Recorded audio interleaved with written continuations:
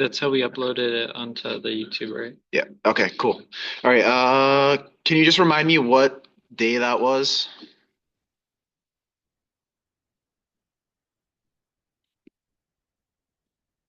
Aya? The dialysis one? Dialysis one? Okay. Yeah.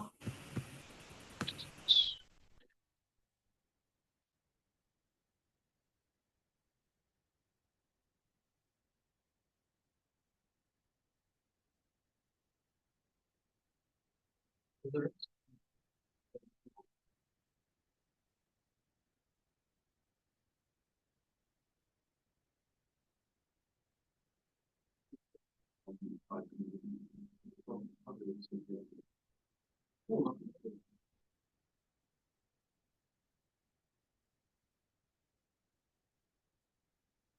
me see if I pull it up on Kodiak.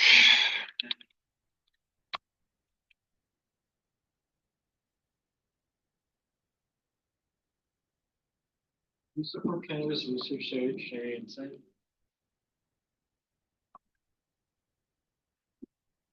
Right. HTTP. It's at the end of the thing, right? The patient case. Yeah, it is. Yeah, I'm recording it. And we'll have to like upload it to the YouTube afterwards, I think. All right. Patient case. That there. Patient. All right, patient case. Current meds are lisinopril, 10 milligrams daily, metoprolol, glipizide, Advair, sertraline, clonazepam, pantoprazole, and naproxen.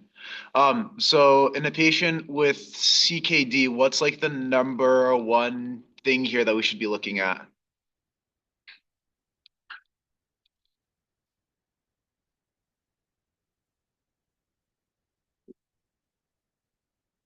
Oh, should you have chat open just in case anyone types?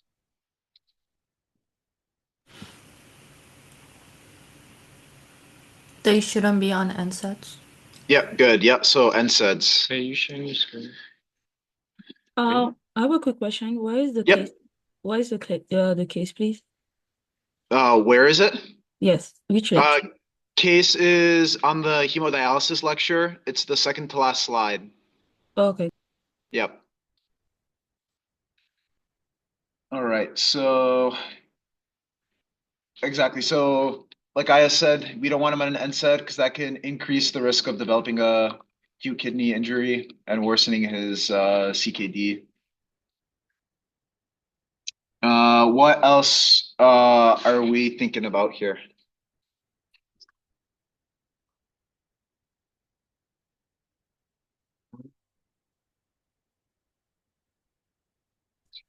Glipizide? Yeah, the glipizide. Yeah. So I think I don't remember exactly what the does anybody know what the GFR is for glipizide? Do you see it? Oh, maybe I am thinking of glyburide. Yeah, maybe. I think you'd still want to consider dose Yeah. reduction. Like, but that's if they're symptomatic for hypoglycemia. I think I think we can what.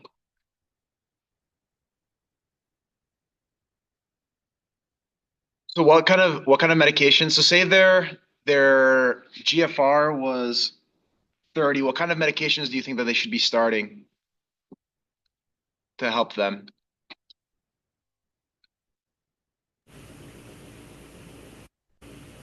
An ACE or an ARB. Yeah, so I believe they yeah, so they're on lisinopril, which is an ACE inhibitor, right? So that's good. What else could we add?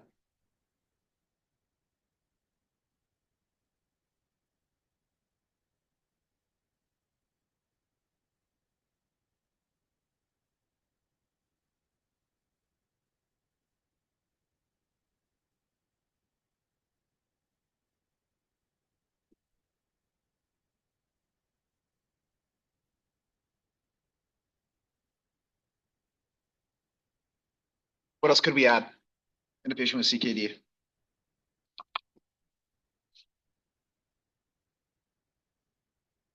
It would be an SGLT2 inhibitor, right? That also help them as well, especially if they have cardiovascular risk. The SGLT2s have cardiovascular protective properties. So also in a patient with declining renal function, and what does that mean with certain drugs in the body that get excreted through the urine?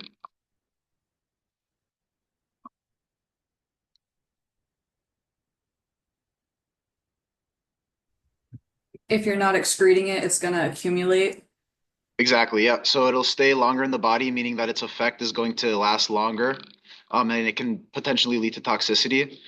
So the medication that we're worried about here is the clonazepam.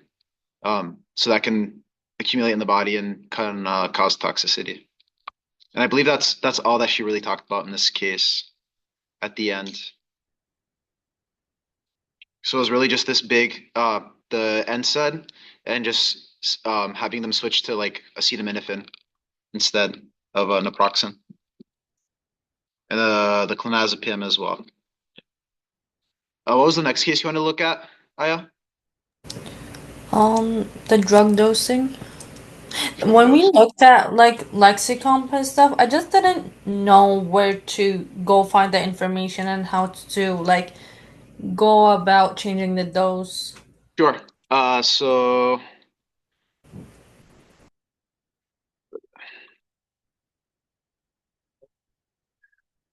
I can pull up Lexi.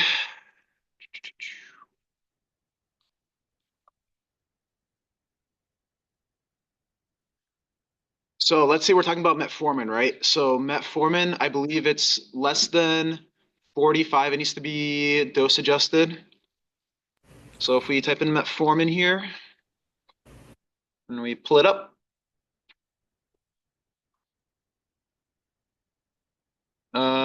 so when we click dosages here on the left side, you go to dosing altered kidney function, and it's going to have the different ranges here.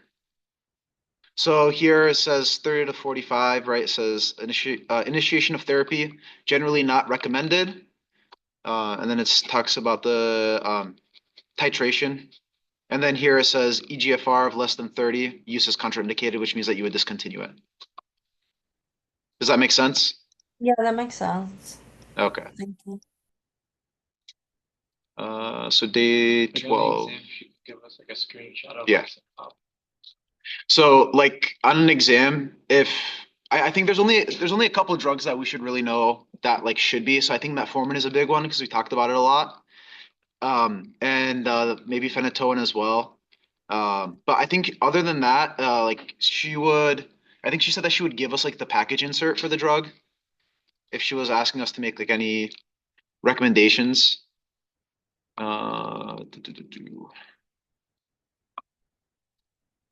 And be able to calculate creatinine clearance as well.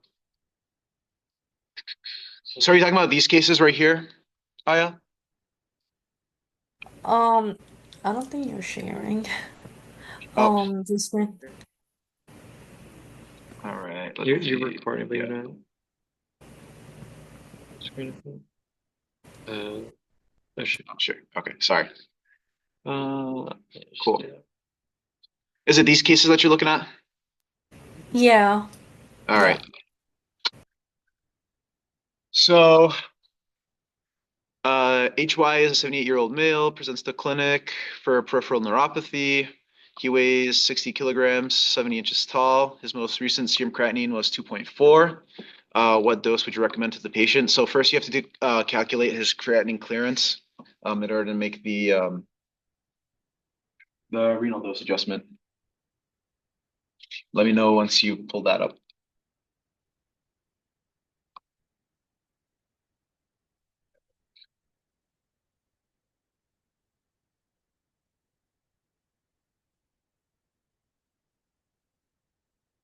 You guys remember what you wrote down in class?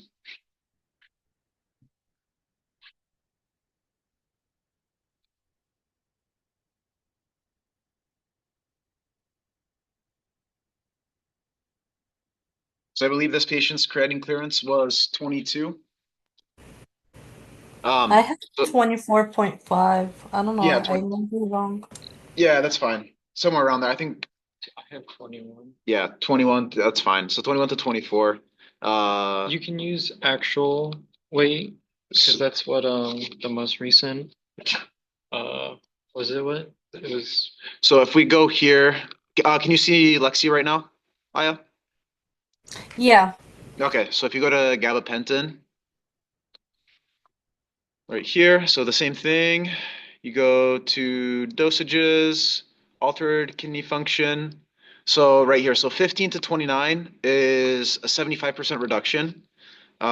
So 600 milligrams per day in 1 to 2 divided doses. So this means that you can either give 600 milligrams at once, or you can divide it into 300 milligrams BID, so twice a day.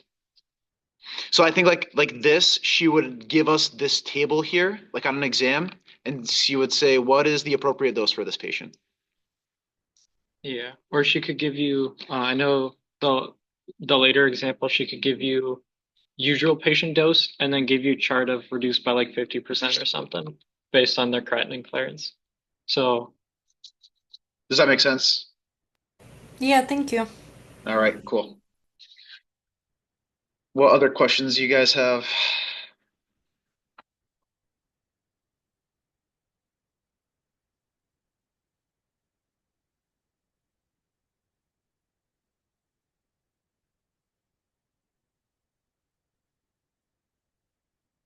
the greedy. There was a practice question I wasn't really sure about. Okay, Um, it's the fifth one of acid-base disorders. okay. Do you know what the date is? Um, let's see. I'm gonna check real quick. Oh, it's like Uh, two, two, four. fourth. 2-4. Okay. Yeah.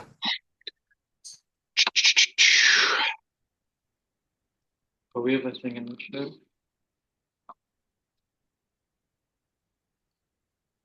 Let me just pull it up here. Yeah. Lecture notes. Word. Acid-base disorders. Okay, and then you said practice question number 5. Yeah. I think he posted an answer key for this one, maybe. Yeah, I wasn't sure how he got the answer. Okay. Do you know, is it at the end of the slides It's area? near the end, yeah. All right, is it this one right here, practice question number 5? Yeah. All right, so baby Angela was rushed to the emergency room following her mother's complaint that the infant has been irritable, difficult to breastfeed, and has diarrhea for the past 3 days. The infant respiratory rate is elevated, and the frontinals are sunken. The emergency room physician orders ABGs after assessing the ABCs. The results from the ABG results are shown below. All right. So, whenever I do the acid base disorders, I do something called the band suit method.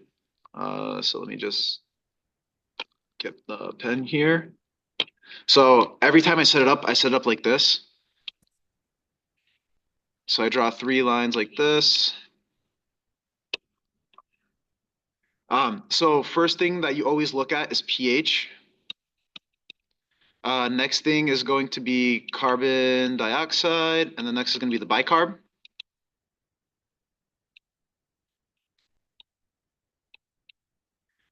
Oh, sorry.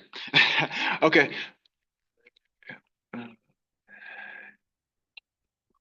So the way that I remember this is that the lungs are above the kidneys in the body, so that's why I know to put CO2 above the HCO3. So next, the normal ranges for pH are 7.35 to 7.45.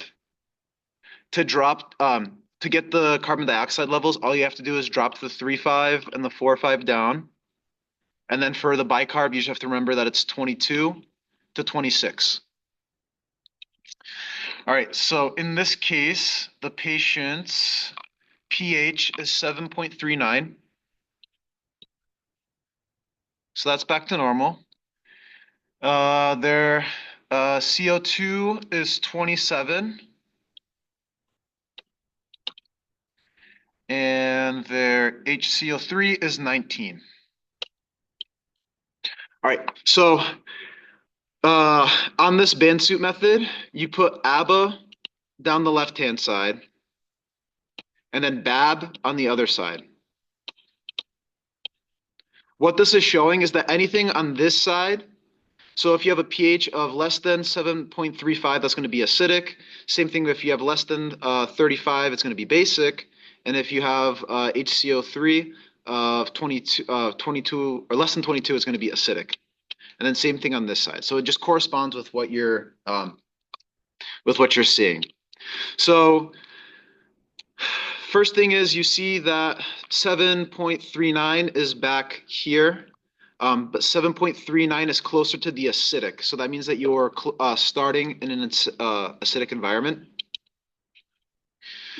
Here you see that the CO2 is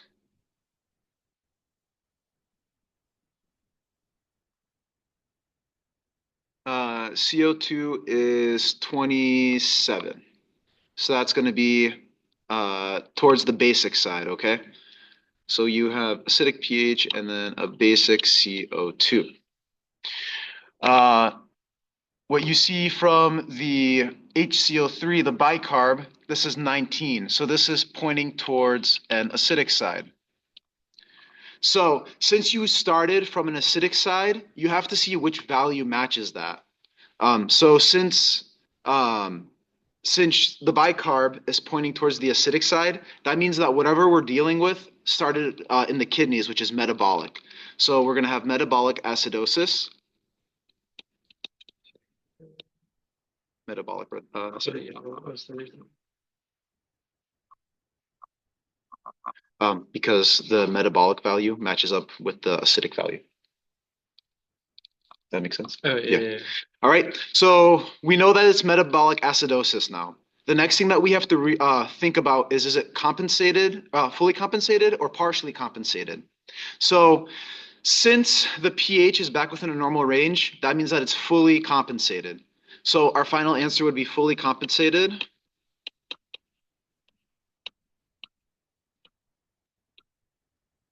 Metabolic acidosis. Does that make sense? Yeah, thanks. Yep. It's also being compensated by the lungs, which is also important to mention.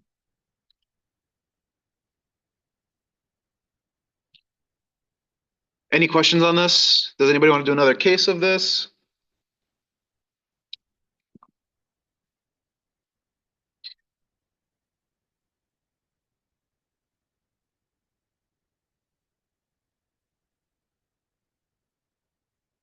All cool with that. So like I said, always look at the acid or the pH first to see either what your starting point is or if you're closer to acid and base. And then with the carbon dioxide and bicarb levels, you have to see which side is matching that value with the pH. That's going to be what's causing this acid-base imbalance.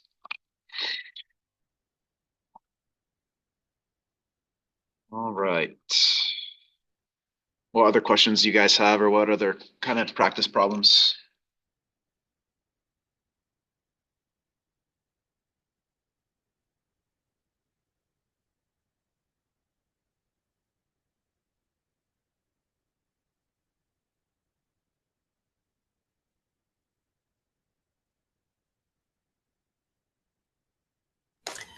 So, why do we not hold the dose of ESA if the patient have high blood pressure? So ESAs come with a black box warning saying with an increased risk of stroke or raising blood pressure. So the thing is, with ESAs, we're trying to relieve a patient's symptoms. If a patient shows with high blood pressure, you can just administer a dose of an antihypertensive medication and then administer their dose because it's going to be more beneficial to the patient for them to receive that ESA than it is to hold it. Okay, that makes sense. Thank you. Yeah. And plus, the high blood pressure can happen from a multitude of things. It could just be that the patient forgot their dose of their hypertensive medication that morning or something like that.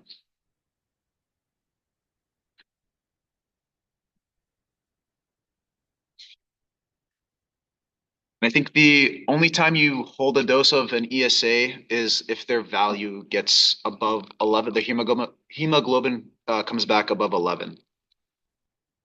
Yeah. You would either hold it or decrease their dose. 12 to 13 is normal, but for our patients when we're administering our ESAs, we want to go to 11. No greater than 11. Yeah, no greater than 11 in fear of those black box warnings that we talked about. Yep. So that could be an exam question where she asks you what's the range, or be able to identify the appropriate range.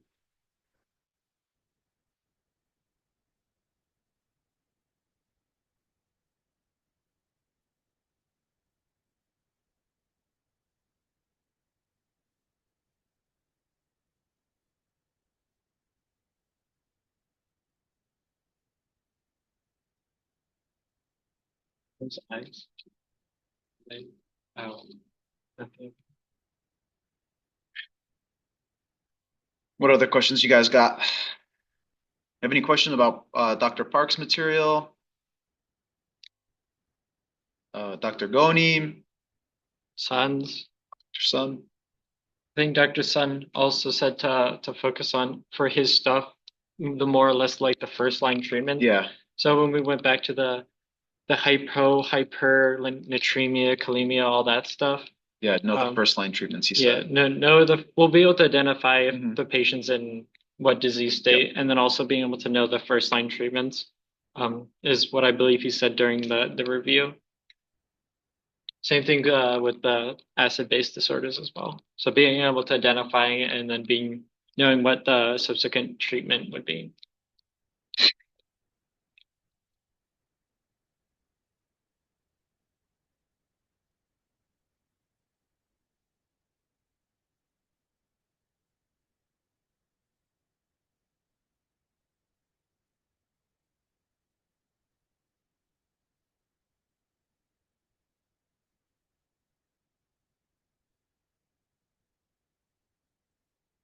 You can also put your questions in the chat as well. We'll try and read those if you don't have a microphone or anything.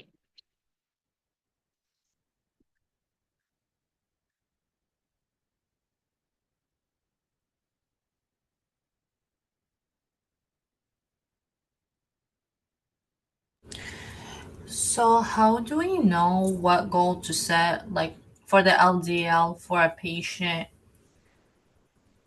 Like, how do we know if we set a goal of like LDL less than 70 or less than 100? That's I wouldn't worry about, I don't think we talked about setting goals for LDL for renal. we did once. It didn't consist of just starting a statin.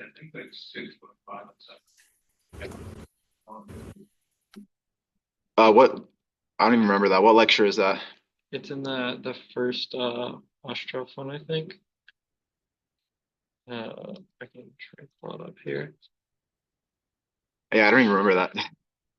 Yeah, it was this lecture. Oh, okay. Yeah, I wouldn't just scroll up. I think it was in the lipid say.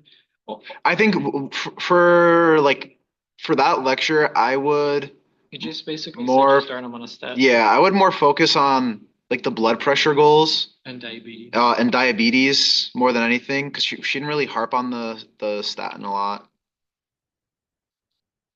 And it was mostly just starting a statin. Yeah, and she mostly talked about starting a statin and not making target goals or whatever.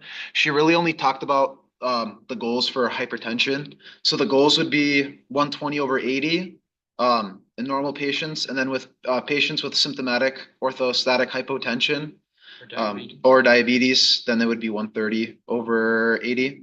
But I don't think she or kidney transplant. I do remember her saying that she wouldn't make us choose between 120 and 130, but I Yeah, if you can back it up. Yeah, if you can back it up for an open response, or for example, like that one quiz question where it basically was 120 versus 130, but your drug recommendation was different. So also focusing on that is important. I think that was like quiz 3 maybe. Another thing to know would be the non-farm recommendations. So that'd be stuff like the 150 minutes of exercise, Moderate. less than 2 grams of sodium intake, smoking cessation, stuff like that. She said that's going to be an open response question, Yeah. or at least a multi-select. So.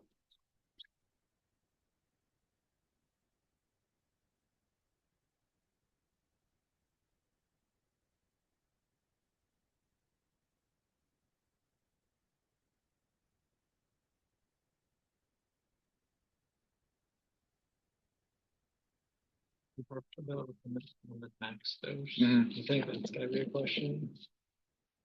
Oh yeah.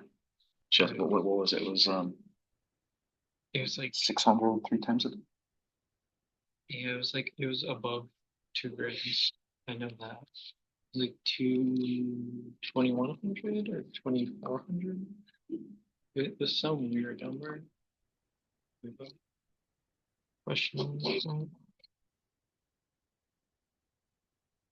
For Dr. Park's section, I think you should really focus on the diuretics and what they do. And then like what they not only what they treat, but also their negative side effects. So like knowing which one would cause like kidney stones, I think would be important. Or like which ones cause potassium wasting, which one can cause gout, stuff like that. Just like the big overview points. 'Cause- Not really the nitty gritty. Yeah, I mean, maybe knowing what like receptor or like they target, but I'd really focus on those clinical aspects. Like Jacob had mentioned about adverse side effects or potential treatments.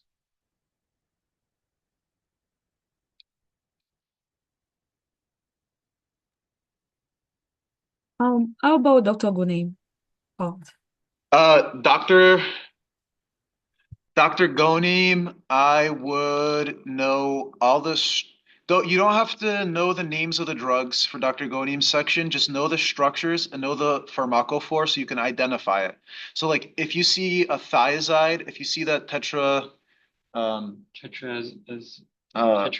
yeah, tetrazide ring. So if you see those um four nitrogens, just know that it's a thiazide and like where it works. Or like the ACE inhibitors, like knowing like the prodrugs, right? Yeah, And no which prodrugs. one's not a prodrug, or like what makes a molecule special. So like lisinopril has that lysine. That's what makes it special. So like she can ask like what separates this drug from all the other ones in its class. Or the sulfa drugs. Yeah. Potential sulfa allergies. thank you. Mm-hmm. So like the ascorbic acid or whatever it's called. So it doesn't have the sulfa. So for Yeah, she could also ask like which one of these drugs could be used for a patient with sulfa allergy. So that'd be the acid one. Can you say that again? There's one of the ACE inhibitors, I believe. That's let me just check because Alex has it written up. What is it? Ethylene acid. yeah. Or you did There- enemy. Huh? Enemy is the brain. What is it? Ketamine? EDEMIN.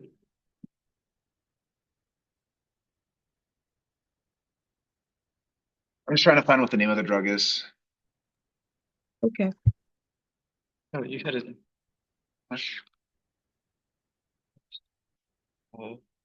You googled it before, just get rid of all of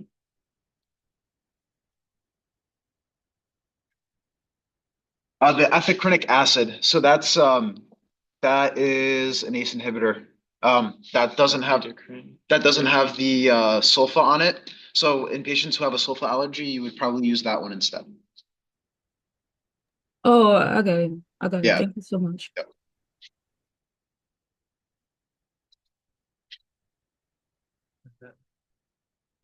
I guess neutrophil versus sardines, and then the different case bearings, but it's more nitty-gritty. And then I would also know like the different like why you might want to use an ACE or why you might want to use an ARB over an ACE. So like if patients have that cough, you would switch them over to the ARB because it doesn't increase bradykinin concentration because it doesn't inhibit that enzyme, the ACE enzyme. Aren't herbs also like no more destructive, but like more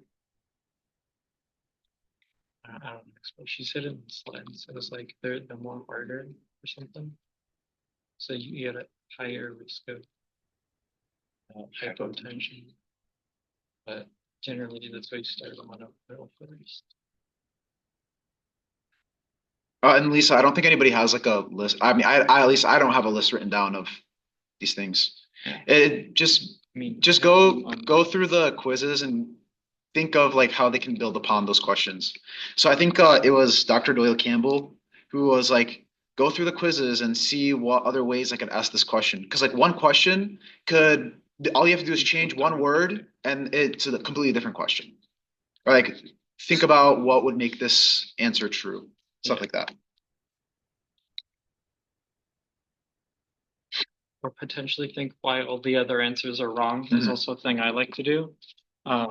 So if you can explain why other things aren't the correct answer, that also helps answer like potential alternative questions that she could potentially ask. So similar to what Jacob had said and what Dr. Campbell had said.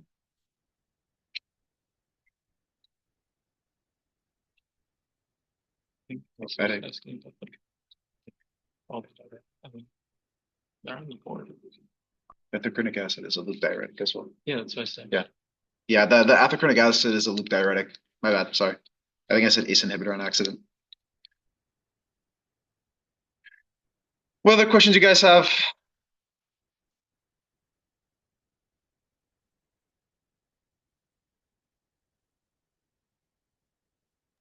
I mean, on the dialysis chapter, the other professor, I don't know, there was a guest. Yep.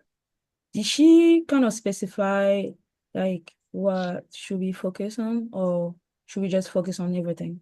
I I wouldn't really worry about what the guest lecturer was saying. I would more focus on what Dr. Ostroff was saying. Okay. So just know the difference between the different kinds of dialysis and Okay. know like which one's the best and why you might use one over another. So I think it's the fistula one is the one that's like that will last the longest, Yes. has like the best outcomes for the patients. Yeah. So I would just know that.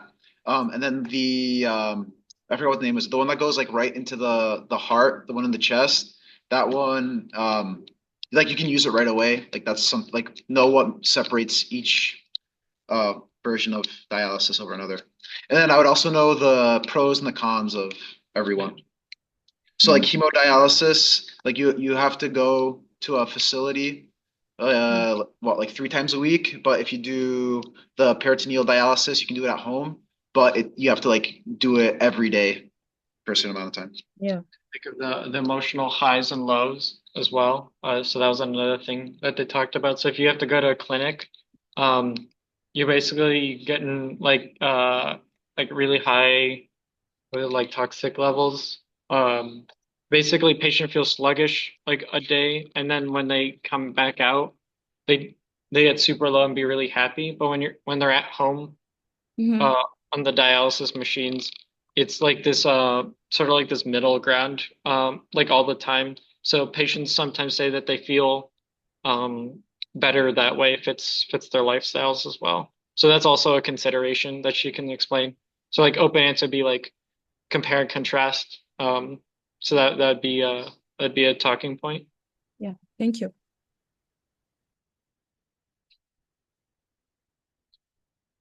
What other questions you guys got? Yeah. What other questions?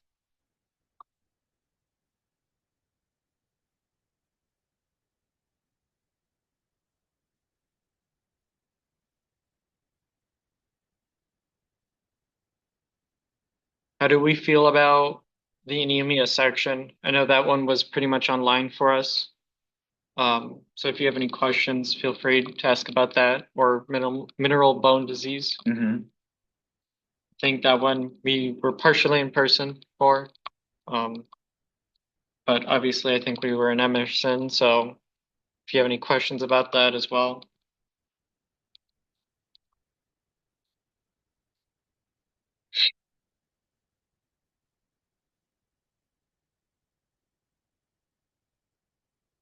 So sorry, so it's patients and high risk.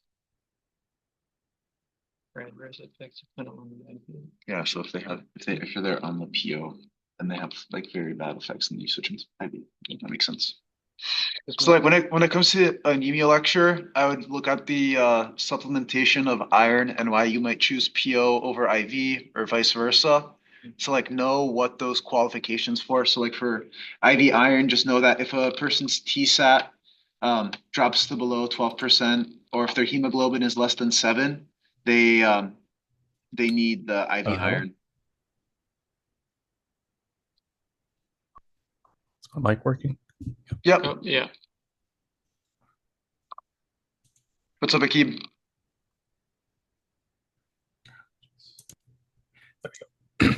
I had a question more so kind of for you guys. How have you been like going along with a lot of the treatments? They've been kind of going off slide for slide, especially when I was going through mineral bone disorder and anemia. I mean, what really helps for me is picking out the treatment plans and just typing it out or writing it down and like separating. That's just how my brain works. I have to like separate every disease state and just write out the treatments. That's because like if I'm not gonna scroll through 100 slide lecture every time I want to see what it is. I just put it on like a separate document, so it's easier to find. Kind of like a reference. Yeah, yeah. Yeah, I agree with Jacob for that too. So you can also do that with like lab values we talked about. So just being able to have that on like a separate notes or whatever and being able to reference that all the time. Yeah. And then but like over time after working through it and seeing it all the time, you get to like it comes to mind easier. So that's also another helpful tip. Especially with the mineral bone where you have to know the different iron levels or potassium and calcium as well. So just seeing those and being familiar with them is helpful.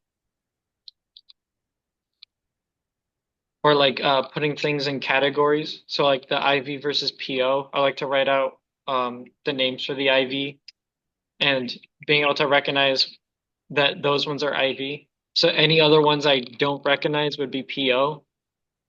Is another helpful tip. That's what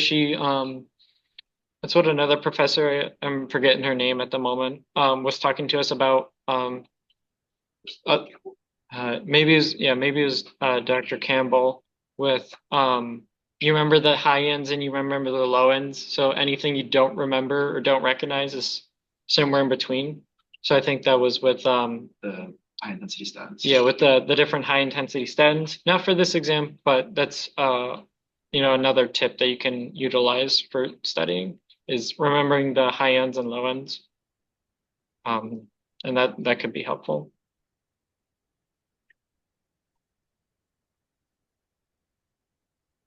Gotcha. Thanks. All right, what other questions, comments, concerns, emotions do you guys have?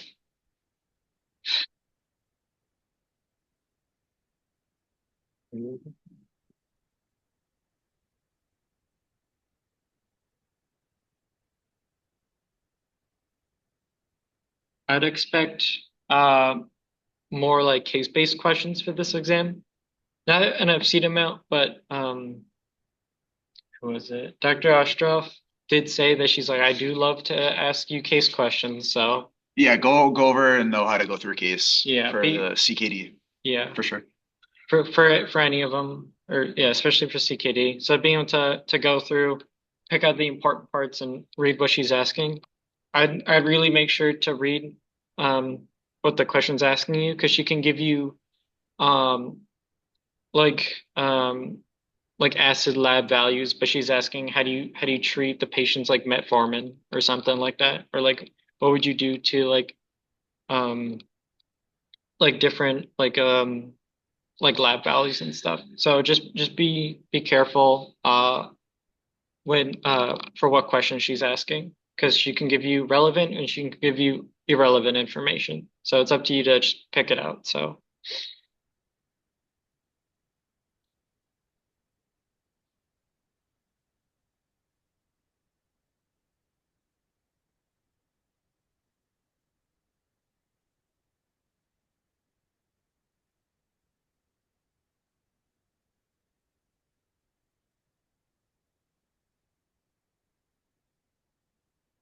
What else you guys got? Anything? so as of last week, it said that we were in CSP 111, and I think that's announced on Kodiak somewhere. I just double check. Um, so I just be aware of any potential changes that there might be for the rooms. Just because 300's looking okay, but I don't know if they're gonna switch us at the last moment. So don't like freak out or anything.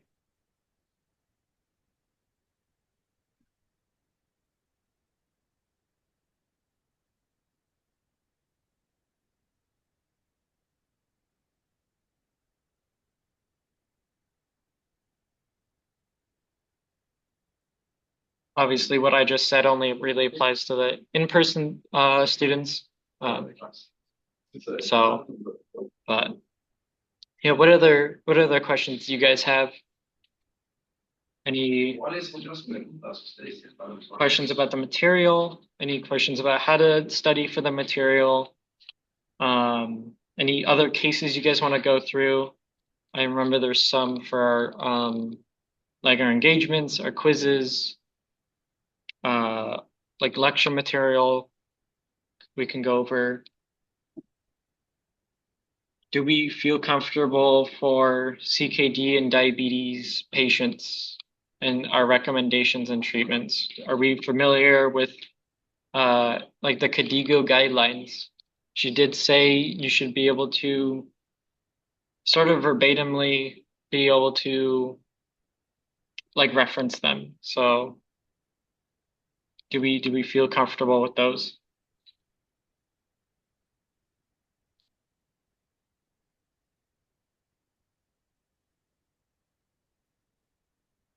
Right, Chica?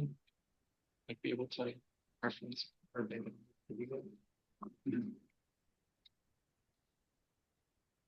No, I'll send out my study guides to you you DLP guys. I'll send out tonight. Or I'll actually do it right now. With my computer.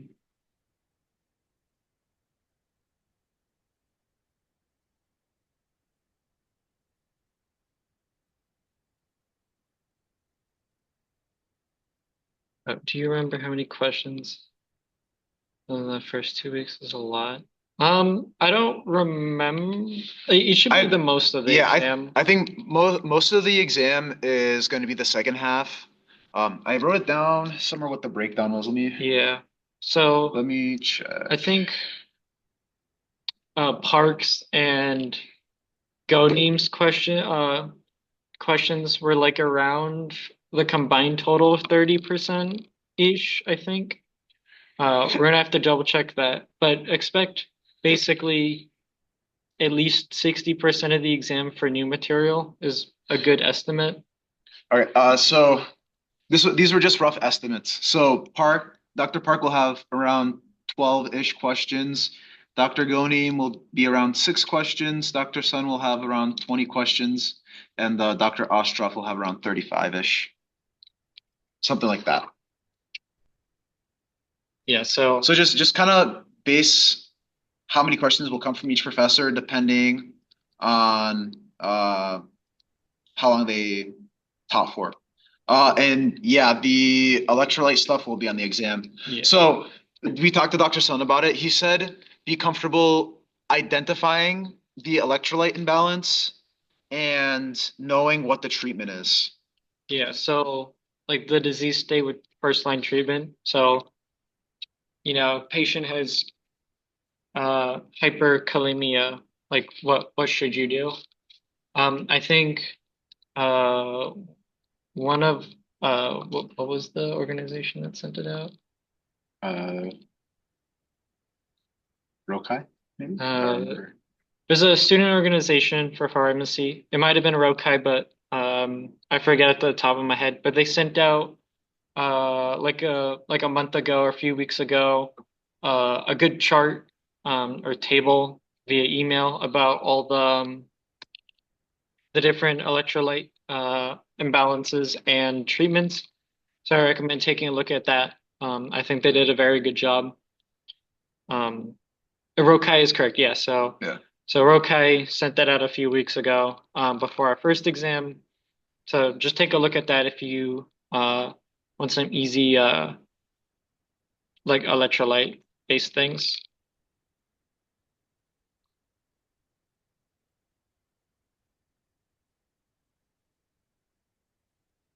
So you They said that you even sent it last week? um I think they sent something out before the first exam. yeah, it was before the first Oh, okay. exam, so it was like 2 weeks ago, I think it was. Yeah, Yeah, it was from Jordan Baker. yeah. Okay, thank you.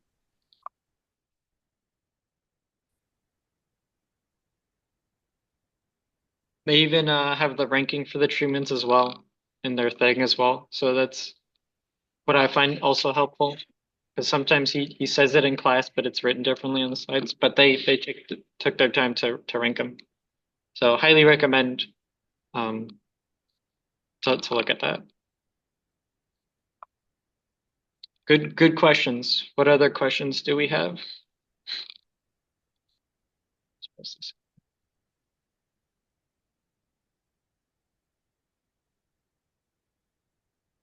Send it to Kim.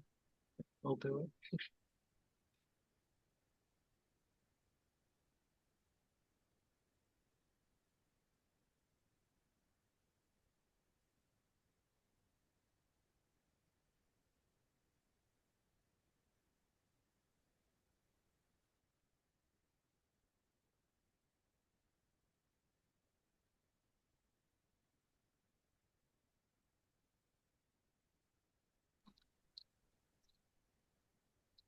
Can we do a phenytoin calculation? Sure.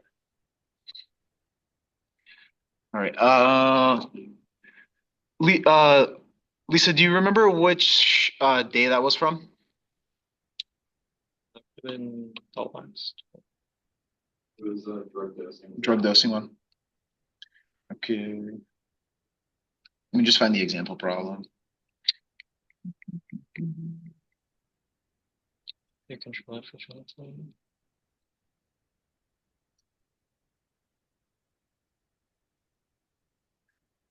From the drug dosing.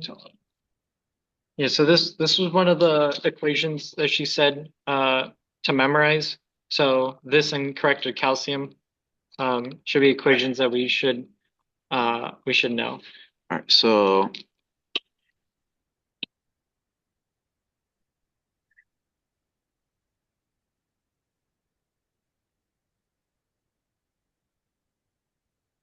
phenytoin adjusted equals concentration phenytoin measured over 0.1 times albumin plus 0.1. Right. So phenytoin can be calculated from two different instances. So one instance is if there's lower albumin, and then the other is for renal impairment. The renal impairment is the equation that you see on screen now, and it is the one that she focused on. So I would definitely know this one. All right, so the practice problem case, his total phenytoin concentration was 15 micrograms, 0.1. His albumin was 3.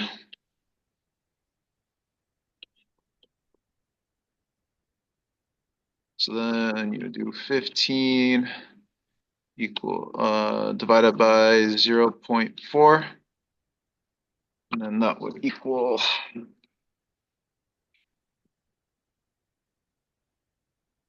37.5. So this 37.5 is really high for phenytoin, so you could lead to toxicities. Hey, what's the range? It doesn't say. She said you should know. Doesn't say right.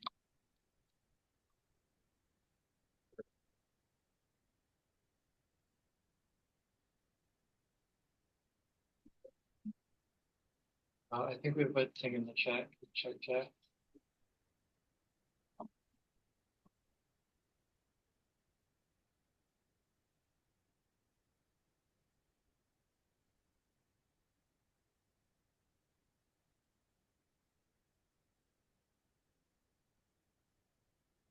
What other questions you guys got?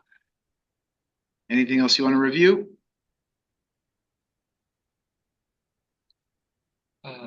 10 to 20 is normal. 20. Perfect.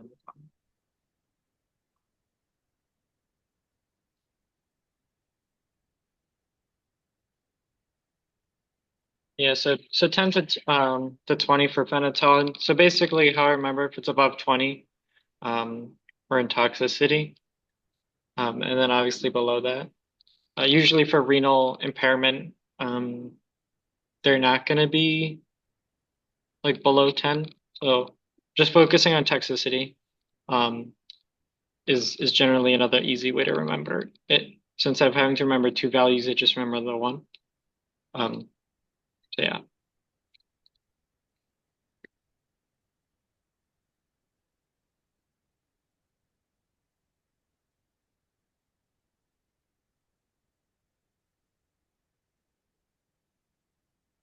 So for equations to know for the exam, I would know creatinine clearance and then also the new creatinine clearance way. So And using she'll tell us which one she wants us to use. yeah, she'll have in the thing in bold be like use this or capitalized. No corrected calcium. So that was another one she said to know, as well as phenytoin like adjustment or calculated phenytoin concentration. So those were the 3 to 4 basically ones to memorize. She's going to give us the EGFR equations in that table, exactly how it was in uh, exam 1. Am I missing any? This is the correct answer, right? Correct. No, this is the.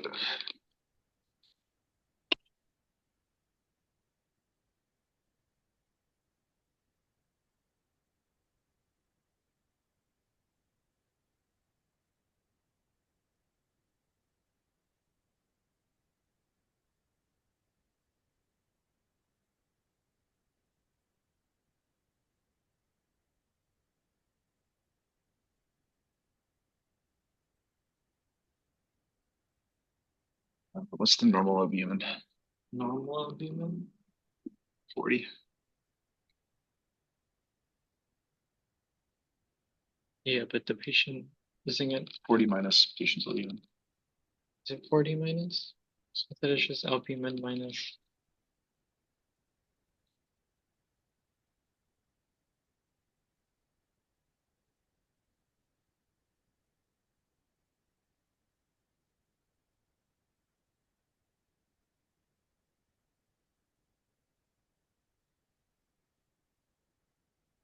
It was in mineral bomb. Oh, there you go. Oh, 4 minus 1.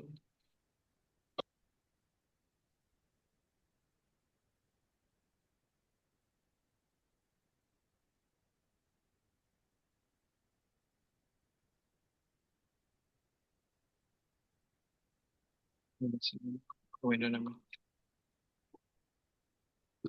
The I should. oh yeah, I see it. Remember what's the notes on what lecture? I think it was in the mineral bond, but I could be wrong.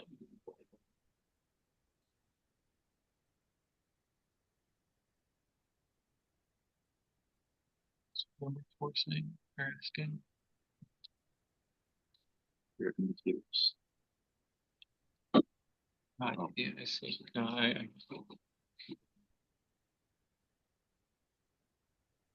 What other questions you guys got?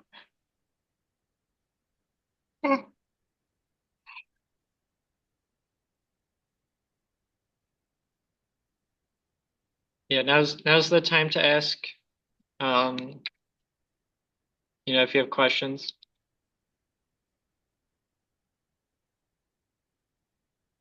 There are no bad questions.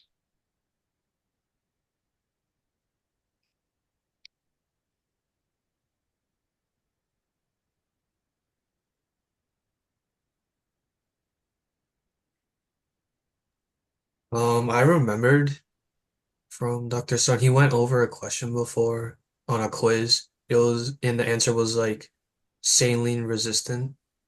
Oh yeah, we Yeah. That can one? go for Yeah, go over that question. I don't remember yeah. what the Yeah, reasoning was.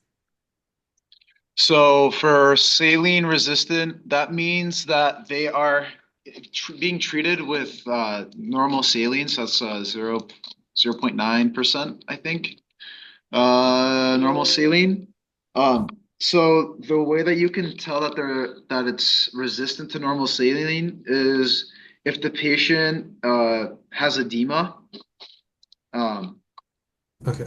so if they have water retention, you're going to want to use a loop diuretic to get rid of that water and the sodium as well. What? They're resistant? Yeah, No, it's not. Well, I think the no, correct you answer. can give them an ENIC or you can give them Oh, sorry, you use the potassium sparing diuretics. So you either use an ENAC or a mineral there's corticoid receptor. scroll down, I think. There's a chart that compares for the treatments. So for responsive, you wanna treat whatever the underlying thing is. So for example, if they're vomiting, losing a lot of volume, they're gonna go into alkalosis. So you want to treat the vomiting.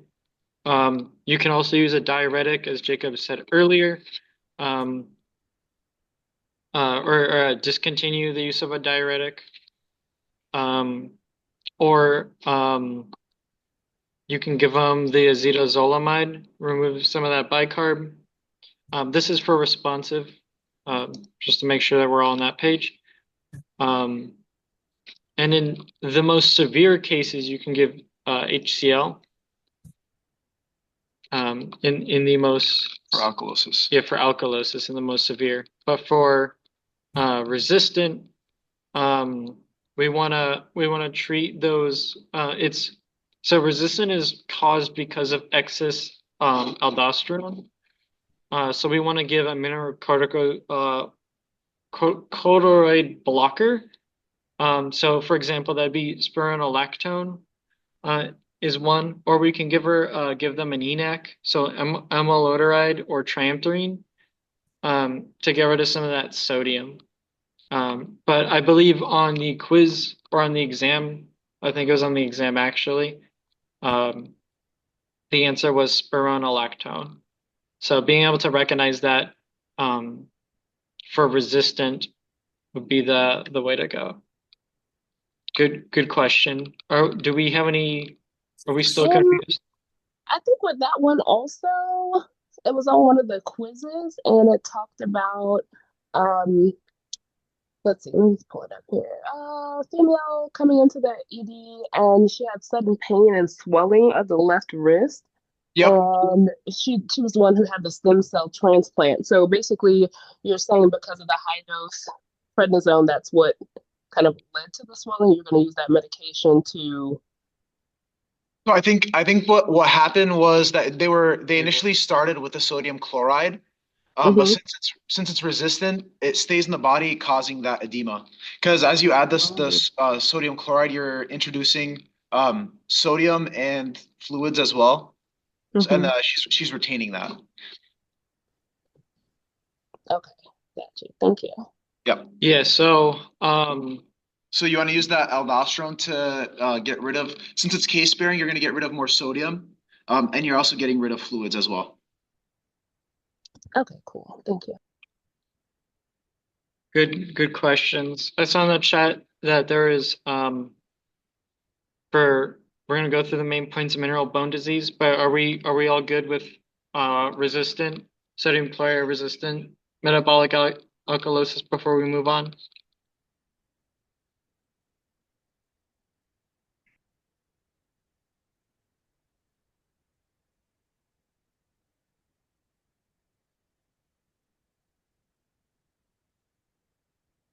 All right, if we have no questions, we'll be moving on to the mineral bone disease.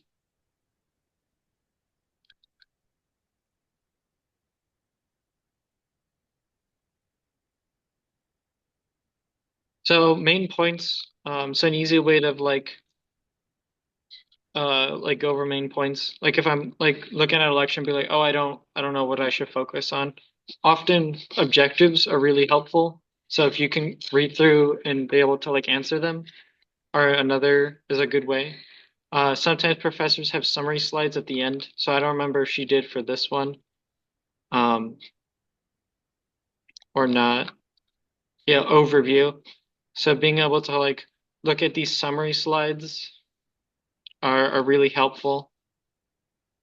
For like mineral bone disease, like I would know what causes it, how to like explain it, the different lab values, so just memorizing those, treatment options, and then like being able to evaluate the case. So like we talked about earlier, like you're given a patient case, what do you do? So being able to recognize it in that setting, um, signs, symptoms, all that stuff. But if there's a particular concept in here that you want us to go through, we'll do it. So for so D3 versus D2. So D3 is going to be the active form.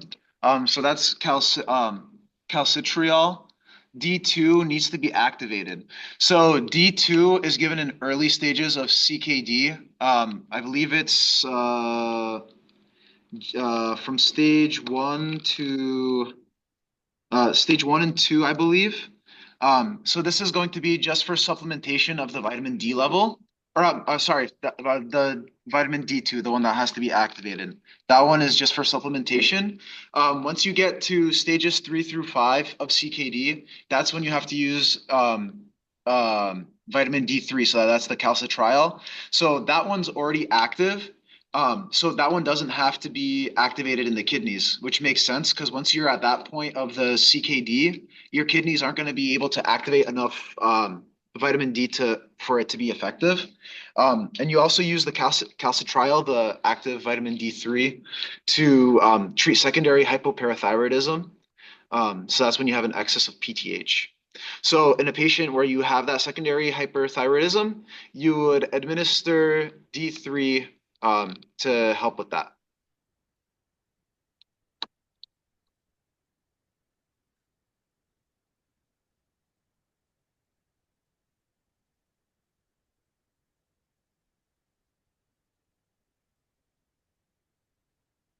And then another thing that's important to remember is if you're giving excess or if you're giving vitamin D3 supplementation, you have to keep an eye on the phosphate levels and calcium levels because it's going to increase the absorption in the GI.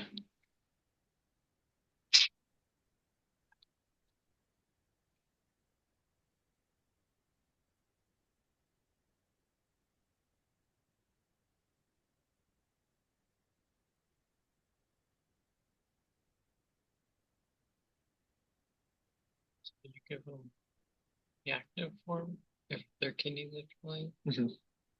Because if their kidneys are failing, they're not going to be able to activate it. Well, yeah, but we're just looking at she right here.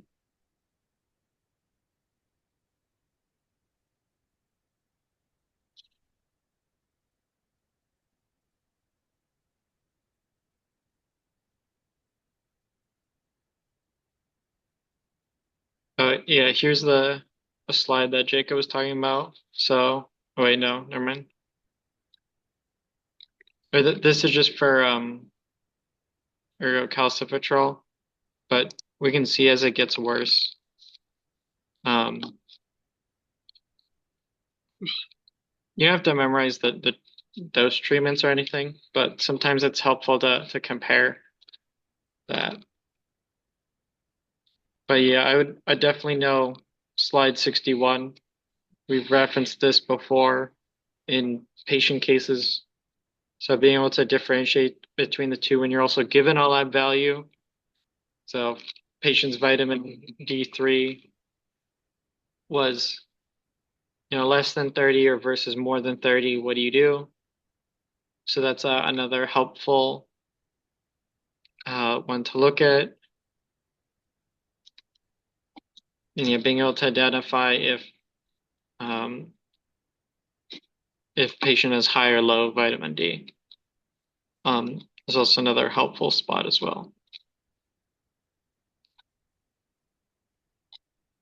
What other questions do we have?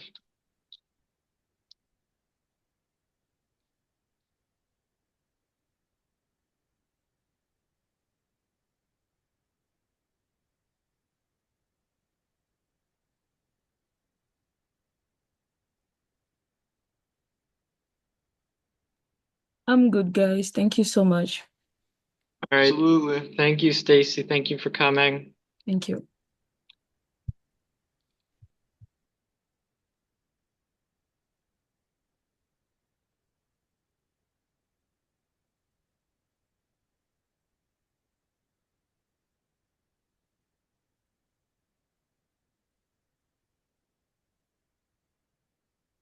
All right. Thank you, everybody. If you have any questions, speak now, forever hold your peace.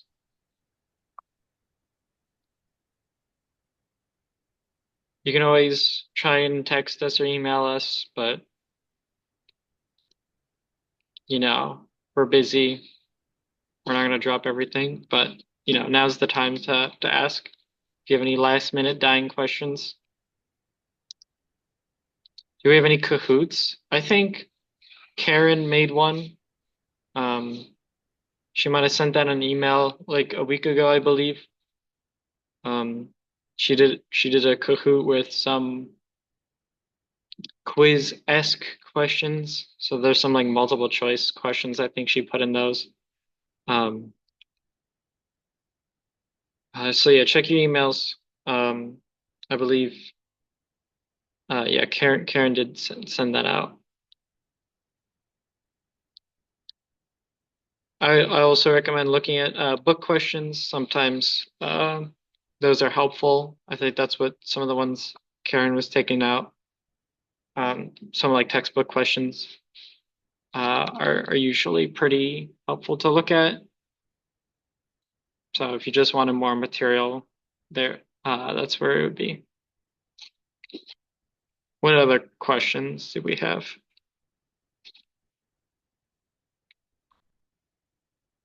Questions, comments, concerns?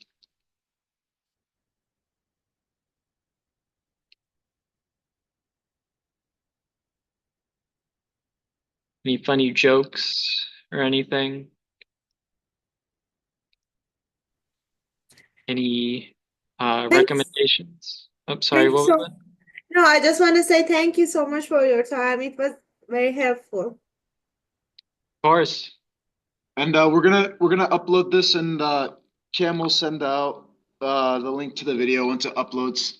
Yeah, this will be sent out just for those who missed it or When I go back and look at or it. yeah, just want to go back and look at it. Uh, can we resend the Kahoot? Uh, oh, sorry, yeah. I think it wasn't a Kahoot, but it's Yeah, a it was a Quizlet. Quizlet. Yeah, it was a Quizlet, but it basically is a Kahoot. You can t take it in I think it's called like test mode or learn mode, and it'll act basically like a Kahoot. Um, I don't know. I don't think you need Quizlet Plus or anything. I think you get like one or two tries before you might need it. Um, but yeah, it's basically functionally the same. Or you can take those Quizlet questions and make a Kahoot. Um, and feel free to send that out for those who might be interested. But um, And I've also shared all my study guides with you guys. So yeah, Jacob's sent that out as well. So Thank you. all right, if you guys are good, I think we're gonna end so we can start uploading that video. All right, guys, if you guys have any questions, feel free to reach out to us and yeah, Okay. we'll try our best. So thank you so much. Yep. Of course. Have a good one. Stay guys. Stay warm. Can I ask a question? Sorry, I wasn't comfortable to ask the question. Yeah, that's fine. Yep. Thank you. But I'm a little behind, so I don't know what's the suggestion do you have for me? Should I just because I couldn't right now I didn't finish watch all the videos, so still I have some left. Do you suggest me to review what I study or like study your notes that you share with us? I mean, Yeah, I mean, if so, my study guides have all the important stuff pulled out of the lectures. So like if you're really limited and you can't watch the videos, then I would just go back and read through my study guides that I sent out. Um, but if you could, I would definitely try to watch the videos if even if it's on like 1.5 speed, just because she like goes into the deeper explanations. But if you go through mine, you should hopefully you should be able to pass. That's my goal. that's my goal too. Yeah. Thank you. All right. Thank you very Thank much. you. You're Yep. welcome. Bye. Thank Bye-bye. you. All right, let's